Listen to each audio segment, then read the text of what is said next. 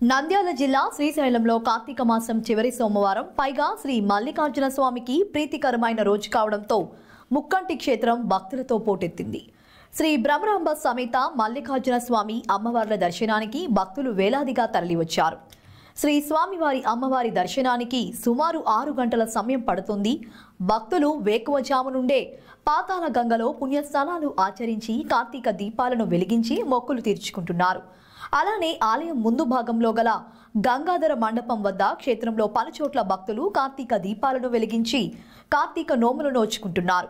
కార్తీక మాసంలో భక్తుల రద్దీ అధికంగా ఉండటంతో క్యూ లైన్లలో మల్లన్న దర్శనానికే వేచి ఉన్న భక్తులకు కంపార్ట్మెంట్స్ వద్ద పాలు ప్రసాదాలు అందజేస్తున్నారు. రద్దీ దృష్ట్యా ముందస్తుగా ఇప్పటికే స్పర్శ దర్శనం, సామూహిక గర్భాలయ అభిషేకాలు నిలుపుదల చేశారు. నేడు సోమవారం కావడంతో రద్దీ దృష్ట్యా భక్తులందరికీ శ్రీ స్వామివారి అలంకార దర్శనం మాత్రమే కల్పిస్తున్నారు. కాగా కార్తీక చివరి సోమవారం పురస్కరించుకుని నేటి సాయంత్రం ఆలయ పుష్కరిణి వద్ద దేవస్థానం ఆధ్వర్యంలో లక్ష దీపోత్సవం పుష్కరిణి హారతి నిర్వహించనున్నారు.